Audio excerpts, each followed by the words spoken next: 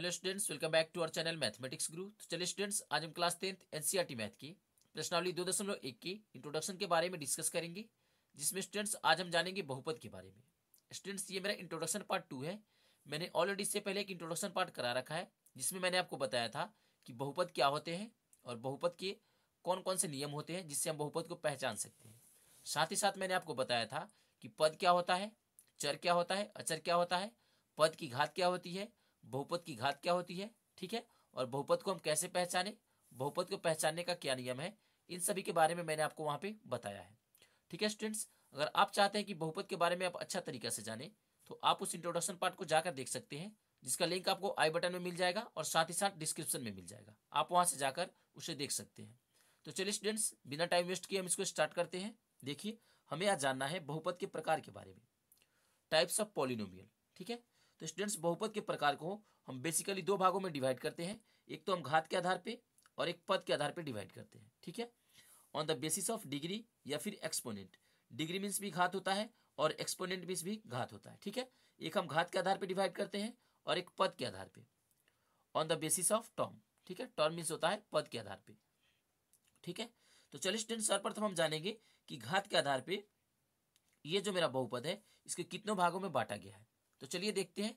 यहाँ देखिए स्टूडेंट्स, मैंने ऑलरेडी पहले से इसको नोट करके रखा है ताकि ज़्यादा समय ना लगे और आप कम ही समय में सभी को समझ लें। ये देखिए, ये मेरा क्या है, घात के आधार पे है। देखिए, घात के आधार पे एक रैखिक बहुपद होता है और एक द्विघात बहुपद, एक त्रिघात बहुपद और एक चतुर्घातीय बहुपद होता है। ठीक है, रैखिक बहुपद को हम लीनियर पॉलिनोमियल बोलते हैं, द्विघात बहुपद को क्वाड्रेटिक पॉलिनोमियल, त्रिघात बहुपद को क्यूबिक पॉलिनोमियल और चतुर्घातीय बहुपद को बाई क्वाड्रेटिक पॉलिनोमियल बोलते हैं। ठीक है, ये देखिए, ये इसका व्यापक रूप है। जो भी आपको रैखिक बहुपद मिलेगा वो ax प्लस बी के रूप का मिलेगा, जहां ये a है ये कभी भी जीरो नहीं होगा, मैंने यहाँ पे लिखा है। और ये जो a और b है ये मेरा दोनों क्या है, अचर है, ये हमेशा रियल होगा। ये जो मेरा अचर है ये और ये हमेशा मेरा रियल नंबर होगा। ठीक है, इस बात को आप याद रखेंगे। ये देखिए, ये मेरा द्विघात बहुपद है, इसी में ये जो मेरा घात है ये हमेशा दो होगा। द्विघात बहुपद का अधिकतम घात दो होता है और रैखिक बहुपद का अधिकतम घात एक होता है। ठीक है, तो देखिए, द्विघात बहुपद का घात कितना होगा, दो होगा। ये जो मेरा a है ये कभी भी जीरो नहीं होगा। ठीक है, इन सभी में a कभी भी जीरो नहीं हो सकता है। अगर हम यहाँ पे जीरो रख देंगे तो फिर ये तो मेरा जीरो हो जाएगा, फिर ये मेरा b बच जाएगा, तो ये तो मेरा रैखिक बहुपद नहीं बच जाएगा। उसी तरह यहाँ पे अगर हम जीरो रख दें तो ये मेरा जीरो बन जाएगा। फिर देखिए, ये x से शुरू होगा तो x वाला तो मेरा ये हो गया, तो फिर ये मेरा क्या हो जाएगा, रैखिक बहुपद हो जाएगा। इसलिए हम यहाँ पे कभी भी जीरो नहीं रख सकते हैं, ना ही यहाँ पे जीरो रख सकते हैं और ना ही यहाँ पे जीरो रख सकते हैं। बाकी आप यहाँ पे जीरो रख सकते हैं, बी और सी के जगह पे रख सकते हैं, बी के जगह पे रख सकते हैं, बी सी और डी के जगह पे रख सकते हैं, बी सी डी और ई के जगह पे आप जीरो रख सकते हैं, लेकिन ए के जगह पे आप कभी भी जीरो नहीं रख सकते हैं। ठीक है, तो चलिए स्टूडेंट्स, ये जो मेरा ए और बी और सी है ये मेरा रियल नंबर है। यहाँ पे ए बी सी डी ये मेरा रियल नंबर है, यहाँ पे A B C D E ये मेरा रियल नंबर है। ठीक है, चलिए इस पे कुछ उदाहरण लेंगे और इसको समझेंगे। एज फॉर एग्जाम्पल, मान लीजिए हम यहाँ पे ले लेते हैं कोई द्विघात बहुपद। ठीक है, देखिए, ये मेरा द्विघात बहुपद, जिसका घात दो होगा वो मेरा क्या हो जाएगा, द्विघात बहुपद हो जाएगा। और रैखिक बहुपद क्या होता है, ये देखिए, ये 4x प्लस 5 है, इसका घात क्या है जी, कुछ नहीं, तो इसके ऊपर एक है, तो एक घात वाला जो मेरा होगा वो मेरा होगा रैखिक बहुपद और दो घात वाला द्विघात बहुपद। ठीक है, उसी तरह मान लीजिए यह x³ माइनस 3, देखिए इसका घात कितना है, अधिकतम घात 3 है, तो ये मेरा हो जाएगा त्रिघात बहुपद। ठीक है जी, उसी तरह मान लीजिए हम चतुर्घात बहुपद का कुछ उदाहरण लेते हैं। यहाँ पे देखिए, ये मेरा इतना हो गया, देखिए ये मेरा क्या हो जाएगा, चतुर्घातीय बहुपद हो जाएगा। क्यों, क्योंकि इसका अधिकतम घात 4 है, इसलिए ये मेरा चतुर्घातीय बहुपद हो जाएगा। तो जिसका घात 4 होगा वो चतुर्घातीय बहुपद, और 3 घात होगा तो क्या होगा, क्यूबिक पॉलिनोमियल मीन्स त्रिघात बहुपद, और जिसका 2 घात होगा यहाँ देखिए वो मेरा द्विघात बहुपद होगा, क्वाड्रेटिक पॉलिनोमियल, और जिसका 1 घात होगा वो रैखिक बहुपद होगा मीन्स लीनियर पॉलिनोमियल होगा। ठीक है, ये जो मेरा ए है ये कभी भी जीरो नहीं होगा। आप बी का मान जीरो रख सकते हैं लेकिन ए का मान कभी भी जीरो नहीं रख सकते हैं। ठीक है, ये मेरा क्या हो गया, ये मेरा हो गया द्विघात बहुपद, ये हो गया रैखिक बहुपद, ये त्रिघात बहुपद और ये चतुर्घात बहुपद। मान लीजिए, देखिए ये जो मेरा रैखिक बहुपद है इसका अधिक से अधिक कितना पद होगा, देखिए एक और एक दो, इसमें दो पद है।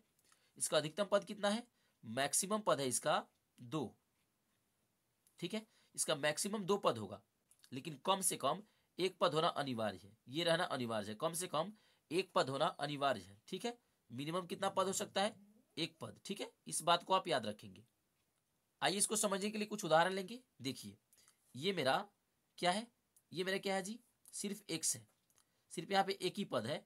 देखिए एक ही पद है, ये मेरा कौन सा होगा, रैखिक होगा या द्विघात होगा? देखिए इसका कुछ नहीं है तो क्या है, एक है, तो ये मेरा हो जाएगा रैखिक बहुपद।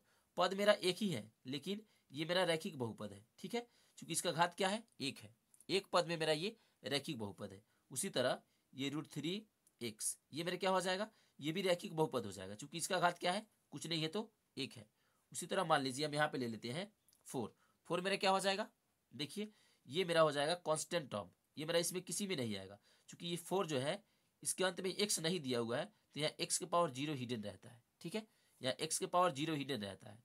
x के पावर 0 का मतलब होता है 1, तो हम 4 में 1 से गुणा करेंगे तो फिर ये 4 हो जाएगा, इसलिए हम x के पावर 0 को लिख लेते हैं समझने के लिए। ठीक है, तो ये मेरा क्या हो जाएगा, देखिए 0 घात वाला है, तो इसमें तो मैंने अभी भी कहीं भी आपको नहीं बताया 0 घात वाला। देखिए यहाँ पे मैंने बताया 1 घात वाला, यहाँ 2 घात वाला, यहाँ 3 घात वाला और यहाँ 4 घात वाला, लेकिन 0 घात वाला मैंने कहीं बताया ही नहीं, तो इसलिए ये मेरा इसमें नहीं आएगा।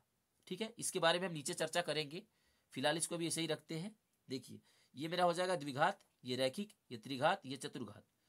पद से नहीं लेना देना, सिर्फ हमको इसका पावर से लेना देना। ये जो मेरा घात है, ये जो मेरा डिग्री है, एक्सपोनेंट है, इससे हमें लेना देना है। ठीक है, इसको देख के आपको बताना है कि रैखिक है या द्विघात है या त्रिघात है या फिर चतुर्घात है। स्टूडेंट्स ये देखिए, ये जो मेरा रैखिक बहुपद है इसका अधिक से अधिक 2 पद हो सकता है, एक पद और एक 2 पद, लेकिन कम से कम एक पद हो सकता है। देखिए कम से कम एक पद था तो ये मेरा क्या हो गया, रैखिक बहुपद हो गया। ठीक है, उसी तरह यहाँ पे 2 पद है तब भी ये मेरा रैखिक बहुपद है, ज्यादा से ज्यादा 2 पद होगा और कम से कम एक पद होगा रैखिक बहुपद का। ठीक है, वैसे ही मान लीजिए हम द्विघात बहुपद को ले लेते हैं, तो इसका कितना पद होगा, 1 2 3, इसका अधिकतम पद होगा 3। ठीक है, और कम से कम एक पद होना जरूरी है। ठीक है, कम से कम एक पद होना जरूरी है। अधिकतम इसका कितना होगा, 1 2 3 पद है, अधिकतम इसका 3 पद होगा और कम से कम एक पद होगा। एज फॉर एग्जाम्पल मान लीजिए हम यहाँ पे ले लेते हैं कोई उदाहरण। देखिए इसी को हम ले लेते हैं, 1 2 3 पद है इसमें, ये द्विघात है, 1 पद 2 पद और 3 पद है। चूंकि पद मिलकर ही क्या बनाते हैं, बहुपद बनाते हैं, तो 1 पद 2 पद 3 पद, ये मेरा 3 पद है। देखिए 1 2 3, जो द्विघात बहुपद होगा उसका अधिकतम 3 पद होगा और कम से कम एक पद होना जरूरी है। एज फॉर एग्जाम्पल मान लीजिए हम यहाँ पे लिख देते हैं सिर्फ इतना, ये मेरा क्या है, कौन सा बहुपद है, ये मेरा द्विघात बहुपद है, चूंकि इसका घात 2 है इसलिए ये मेरा द्विघात बहुपद है। ठीक है, एक और उदाहरण लेते हैं। यहाँ देखिए t² - 15, ये मेरा क्या हो जाएगा, द्विघात बहुपद। क्यों, क्योंकि इसका अधिकतम घात क्या है, 2 है, इसलिए ये मेरा द्विघात बहुपद हो जाएगा। उसी तरह त्रिघात बहुपद को देखिए, इसका अधिकतम क्या होगा पद, 1 2 3 4, इसका अधिकतम पद 4 हो सकता है, अधिकतम पद 4 हो सकता है और कम से कम एक होना जरूरी है। ये पहले वाला होना जरूरी है, एक पद होना अति आवश्यक है। ठीक है, इन सभी में पहले वाला होना जरूरी है, बाद वाला नहीं भी रहेगा तो चलेगा, लेकिन ये पहले वाला होना जरूरी है। इसमें अधिक से अधिक 1 2 3 4 पद हो सकते हैं और कम से कम एक पद हो सकते हैं, सभी में कम से कम एक पद होना जरूरी है। ठीक है जी, जैसे यहाँ देखिए ये मेरा क्या है, ये चतुर्घातीय बहुपद है। ठीक है, त्रिघातीय बहुपद कहाँ है, यहाँ पे है।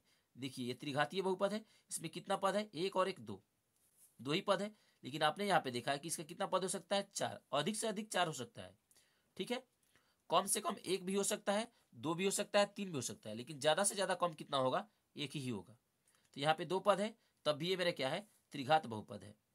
यहाँ पे 2 पद है तब भी ये मेरा त्रिघात बहुपद है, चूंकि इसका घात क्या है, 3 है। आपको सिर्फ घात पे ध्यान देना है, अगर घात को देखकर आप बता देते हैं कि त्रिघात है तो आप बिल्कुल सही है। ठीक है, उसी तरह चतुर्घातीय बहुपद को देखिए, चतुर्घातीय बहुपद में अधिकतम घात 4 होगा। ठीक है, जो 4 वाले घात से शुरू होगा वो मेरा चतुर्घातीय बहुपद होगा। इसका कितना पद होगा अधिक से अधिक, 1 2 3 4 5। चतुर्घातीय बहुपद में अधिक से अधिक 5 पद होगा और कम से कम 1 होगा। ठीक है, कम से कम 1 होना चाहिए, ज्यादा से ज्यादा कम होगा तो 1 होगा। ठीक है, और ज्यादा से ज्यादा कितना हो सकता है, 5 हो सकता है। कम से कम 1 हो सकता है, ज्यादा से ज्यादा 5 हो सकता है। 4 भी हो सकता है, 3 भी हो सकता है, 2 भी हो सकता है, लेकिन ज्यादा से ज्यादा 5 हो सकता है और कम से कम 1 हो सकता है। ठीक है, चतुर्घातीय बहुपद में। एज फॉर एग्जाम्पल यहाँ देखिए ये मेरा क्या है, आप यहाँ पे देख सकते हैं ये मेरा है बहुपद। कौन सा बहुपद, चतुर्घातीय बहुपद। देखिए 1 पद 2 पद 3 पद 4 पद और 5 पद, यहाँ पे 5 पद है, ठीक है। तो ये मेरा क्या हो जाएगा, अधिकतम पद इसका 5 है, इसलिए ये मेरा चतुर्घातीय बहुपद होगा। कम से कम कितना पद हो सकता है, कम से कम एक भी हो सकता है, कम से कम ये नहीं रहेगा, ये नहीं रहेगा, सिर्फ इतना ही रहेगा, तब भी 2 पद रहेगा, तब भी ये मेरा चतुर्घातीय बहुपद होगा। क्यों? क्योंकि यहाँ पे 4 घात है, पद से कुछ लेना देना नहीं है। पद एक भी हो सकता है, 2 भी हो सकता है, 3 भी हो सकता है, लेकिन कम से कम 1 हो सकता है और ज्यादा से ज्यादा 5 हो सकता है, ठीक है। इस बात को आप स्मरण रखेंगे। ये था मेरा घात के आधार पे। अब चलिए स्टूडेंट्स, हम बात करेंगे इसके आधार पे, पद के आधार पे, on the basis of term. पद के आधार पे कितने प्रकार के होते हैं उसके बारे में डिस्कस करते हैं। यहाँ देखिए, हमने नीचे नोट डाउन किया था पद के आधार पे, देख सकते हैं आप यहाँ पे, पद के आधार पे, on the basis of term. पद के आधार पे कितना होगा, एक पदी बहुपद। एक पदी बहुपद क्या होता है, मोनोमियल। उसी तरह द्विपदी बहुपद बाइनोमियल, त्रिपदी बहुपद ट्राइनोमियल, और बहुपद मतलब पॉलिनोमियल। चलिए इसको समझते हैं। यहाँ देखिए, नीचे समझेंगे एज फॉर एग्जाम्पल। मान लीजिए हम कोई उदाहरण ले लेते हैं। यहाँ देखिए, एक पदी को हम पहले समझते हैं, जिसमें भी एक पद होगा वो मेरा एक पदी होगा। जैसे ये देखिए, ये 4 है, इसमें सिर्फ एक ही पद है, तो ये मेरा एक पदी हो जाएगा। देखिए, इसके पावर में कुछ नहीं है, इसका पावर क्या है जी, तो एक्स का पावर यहाँ पे 0 छुपा हुआ है। जो सिर्फ 7 रहेगा, मान लीजिए सिर्फ 7 है, तो इसमें एक्स का पावर क्या है, तो इसमें एक्स का पावर 0 हिडन रहता है। अब एक्स का पावर 0 का मतलब क्या हुआ, ये 7 है तो 7, एक्स के पावर 0 का मतलब होता है 1, और यहाँ कुछ नहीं तो गुणा, तो 7 में 1 से गुणा करेंगे तो फिर ये 7 हो जाएगा। इसलिए इसको लिखेंगे तब भी कोई प्रभाव नहीं पड़ेगा, ठीक है। फिर भी तो ये मेरा 7 ही आ जा रहा है, तो एक्स का पावर 0 यहाँ पे हिडन होता है, ठीक है। जिसका एक घात होगा वो मेरा एक पदी होगा, ठीक है। सिर्फ एक ही पद होना चाहिए, पद एक होना चाहिए, घात से कोई लेना देना नहीं है। पद एक होगा, वो मेरा एक पदी होगा। जैसे मान लीजिए हम यहाँ पे लिख देते हैं 7y, ये मेरा क्या है, एक पद है, एक पद है, तो ये मेरा एक पदी होगा, ठीक है। एक पद है तो एक पदी। मान लीजिए हम 8x लिख देते हैं, ये क्या है, एक पद है, एक पद है, इसलिए मेरा एक पदी होगा। उसी तरह मान लीजिए हम x² लिख देते हैं, ये मेरा क्या है, एक पद है, तो ये मेरा एक पदी बहुपद हो जाएगा। सेम टू सेम उसी तरह यहाँ देखिए, थोड़ा सा हम लिख लेते हैं पहले इसको, उसके बाद एक कॉमन सेंस लगाने वाला क्वेश्चन देंगे। देखिए, इसमें एक पद है तो ये मेरा एक पद ही हो जाएगा। लेकिन अगर हम यहाँ पे लिख देते हैं 21x - 5x, देखिए ये दोनों x है, तो आपको इसको क्या करना है, थोड़ा सा इसको चेंज कर लेना है। कैसे चेंज होगा, देखिए सिंप्लीफाई कर लीजिए। 21 में से घटाएंगे हम 5, कितना होगा, 16, और x है तो x। देखिए ये मेरा क्या हो गया, 1 टर्म आ गया, एक पद आ गया, तो एक पद आ गया, तो ये मेरा एक पदी बहुपद होगा, ठीक है। जिसका एक पद होगा वो एक पदी बहुपद। चलिए द्विपदी के बारे में जानते हैं। ये देखिए द्विपद बहुपद है, ठीक है। द्विपदी, जिसका 2 पद होगा वो द्विपदी होगा। एज फॉर एग्जाम्पल, मान लीजिए कि हम यहाँ पे ले लेते हैं इतना। देखिए ये मेरा 2 पद है, एक पद और एक 2 पद, प्लस और माइनस के साथ ये कनेक्ट रहता है, ठीक है। तो यहाँ पे ये प्लस के साथ कनेक्ट है, एक पद और एक 2 पद, ये 2 पद है, तो क्या हो जाएगा, द्विपदी। उसी तरह 4z + 4 क्या हो जाएगा, 2 पद है, एक और एक 2 पद, तो द्विपदी। इसी तरह x² + 2, घात से हमें कुछ लेना देना नहीं है, सिर्फ हमें पद से लेना देना है। कितना पद है इसका, देख सकते हैं यहाँ पे एक और एक 2 पद है, तो ये मेरा द्विपदी हो जाएगा। जिसका 2 पद होगा वो मेरा द्विपदी हो जाएगा, जिसका एक पद होगा वो मेरा एक पदी होगा। उसी तरह त्रिपदी को देखते हैं, जिसका 3 पद होगा वो मेरा त्रिपदी होगा। एज फॉर एग्जाम्पल, यहाँ देखिए 3x² + x + 4, एक पद, 2 पद और 3 पद, 3 पद है, तो ये मेरा क्या हो गया, त्रिपदी बहुपद हो गया। किसके आधार पे, पद के आधार पे। हमें पद गिनना है, पद के आधार पे पूछेंगे तो आपको पद को देखना है, एक पद, 2 पद और 3 पद, तो 3 पद है तो त्रिपदी बहुपद, ठीक है। उसी तरह एक और एग्जाम्पल को ले लेंगे। यहाँ देखिए, ये हो गया मेरा 3 पद, एक पद, 2 पद और 3 पद, तो ये मेरा हो जाएगा त्रिपदी। जिसका 3 पद होगा वो त्रिपदी, जिसका 2 पद होगा वो द्विपदी, जिसका एक पद होगा वो एक पदी, ठीक है। इसमें कोई भी डाउट नहीं है, लेकिन डाउट स्टूडेंट्स को कहाँ पे हो जाता है, यहाँ पे हो जाता है। बहुत सारे स्टूडेंट्स सोचते हैं कि जिसका 3 से ज्यादा पद होगा वो बहुपद होगा, लेकिन ऐसा नहीं है। ये जो मेरा है मोनोमियल, एक पदी, और ये मेरा द्विपदी और ये मेरा त्रिपदी, ये सभी भी मेरे बहुपद ही है, ये सभी मेरे बहुपद है। या तो एक पद हो, या फिर 2 पद हो, या फिर 3 पद हो, या फिर कितना भी पद हो, वो सभी मेरे बहुपद ही होते हैं। ऐसा नहीं है कि 3 से ज्यादा पद होगा तो वो मेरा बहुपद होगा, ये सोचना आपका बिल्कुल गलत है। सभी मेरे बहुपद है, जरूरी नहीं कि 3 से ज्यादा पद होगा तभी बहुपद होगा, ये सभी मेरे बहुपद ही है, ठीक है। एक पद होगा तब भी बहुपद, 2 पद होगा तब भी बहुपद, और 3 पद होगा तब भी बहुपद, ठीक है। इस बात को आप स्मरण रखेंगे तो देखिए आप नहीं कहेंगे। देखिए हम यहाँ पे लिख देते हैं 3x³ + 4, ठीक है। देखिए इसका 3 घात है, तो आप कहेंगे कि सर ये बहुपद है, ठीक है। तो ये मेरा बहुपद है, लेकिन ये नहीं कि 3 से ज्यादा घात होगा तभी बहुपद होगा। ये सभी मेरे बहुपद है। ये मेरा भी बहुपद, ये 4 क्या है, 4 भी मेरा बहुपद है। ये 7x है, ये भी मेरा बहुपद है। ठीक है, एक पद होगा तब भी बहुपद हो सकता है, 2 पद होगा तब भी बहुपद होगा। एज फॉर एग्जाम्पल इसको ले लेते हैं, ये भी मेरा बहुपद है, ये 2 चर में बहुपद है। ठीक है, ये भी मेरा बहुपद है। 8x + 4 ले लेते हैं, ये भी मेरा बहुपद है। एक पद हो या फिर 2 पद हो या फिर 3 पद हो, पद से कोई लेना देना नहीं है। पद कितना भी हो सकता है, लेकिन वो मेरा बहुपद होगा। अगर एक पद वाला होगा तब भी बहुपद होगा। ये देखिए 7 ले लेते हैं, ये 7 भी मेरा बहुपद है। कौन सा टर्म है, ये मेरा कांस्टेंट टर्म है, अचर है, अचर। ठीक है, ये अचर बहुपद है। ठीक है जी। उसी तरह 4 को ले लेते हैं, ये भी मेरा सेम इसी तरह हो जाएगा। 7 और 4 तो एक ही होता है, ये भी मेरा कांस्टेंट टर्म हो जाएगा। 0 को ले लेते हैं, ये भी मेरा कांस्टेंट टर्म हो जाएगा। ठीक है, ये सभी मेरे बहुपद है। एक पद हो या फिर 2 पद हो या फिर 3 पद हो, सभी मेरे बहुपद होते हैं। स्टूडेंट्स, अब एक बात आपको याद रखना है, ये जो आपका घात है, ऊपर ये जो घात होता है, ये कभी भी माइनस में नहीं होता है। इसको मैंने आपको बताया है इंट्रोडक्शन में। ठीक है, फिर भी आप इस बात को याद कर लीजिए कि यहाँ पे कभी भी माइनस नहीं हो सकता है। इसके बारे में मैंने ऑलरेडी पिछले वाले लेक्चर में बता रखा है। ठीक है, चलिए अब देखिए, आपके मन में एक सवाल आ रहा होगा कि सर इसका घात कितना हो सकता है, कहाँ तक जा सकता है। तो इसका घात आप जहां तक चाहे ले सकते हैं, लेकिन आपके क्लास में ज्यादातर घात 4 तक ही है। ज्यादातर 4 तक ही घात दिया गया है। आपको अपने इस क्लास में ज्यादातर द्विघात बहुपद पर फोकस करना है। ठीक है, और रैखिक बहुपद हमने क्लास 9th में ही पढ़ा था, उस पर ज्यादा फोकस नहीं करना है। ज्यादा हमें द्विघात बहुपद पे फोकस करना है, और थोड़ा थोड़ा त्रिघात बहुपद भी हम फोकस करेंगे। ठीक है जी। चलिए, ये मेरा हो गया x⁻50। इतना बड़ा हमें नहीं पढ़ना है। ठीक है, हमें सिर्फ x⁻4 तक ही ज्यादा से ज्यादा पढ़ना है। अब एक बात आप याद रखिए, जिसका पावर जितना होगा उसका उतना ही शून्यक निकलेगा। शून्यक मीन्स क्या होता है, उसके बारे में हम नेक्स्ट वाले वीडियो में जानेंगे। ठीक है, देखिए, अगर एक पद वाला बहुपद है और उसका घात 1 है, पद से कोई लेना देना नहीं है। मान लीजिए कि मेरा रैखिक बहुपद है, इसका घात कितना है, 1 है, तो 1 घात है तो इसका 1 ही शून्यक निकलेगा। द्विघात बहुपद का कितना होता है, 2 घात होता है, तो इसका 2 शून्यक निकलेगा। त्रिघात बहुपद का कितना घात होता है, 3, तो इसका 3 शून्यक निकलेगा। ठीक है, और 4 वाले घात क्या होता है मेरा, चतुर्घातीय बहुपद। तो चतुर्घातीय बहुपद का कितना शून्यक निकलेगा, 4। तो मतलब जितना इसका घात होगा उतना ही शून्यक निकलेगा। मान लीजिए कि मेरा घात रहता है यहाँ पे 50, तो शून्य कितना निकलेगा, इसका 50 शून्यक निकलेगा। ठीक है, जो भी हमें बहुपद दिया रहेगा, अगर उसका घात हमें 50 दे दिया रहे तो उसका शून्यक हमारे पास 50 निकल के आएगा। उसी तरह मान लीजिए y की पावर 12 है, घात कितना है, 12, तो मतलब y के बारे कितना आंसर आ सकता है, 12 शून्यक आ सकता है। 12 ऐसा मान आएगा जो मेरा y में रखने से वो शून्य हो जाएगा। कोई बहुपद होगा उसमें मेरा 12 मान प्राप्त होगा। ठीक है जी, इस बात को आप स्मरण रखेंगे। हालांकि इसके बारे में हम आगे भी चर्चा करेंगे। ठीक है, तो इसके बारे में आप टेंशन मत लीजिए।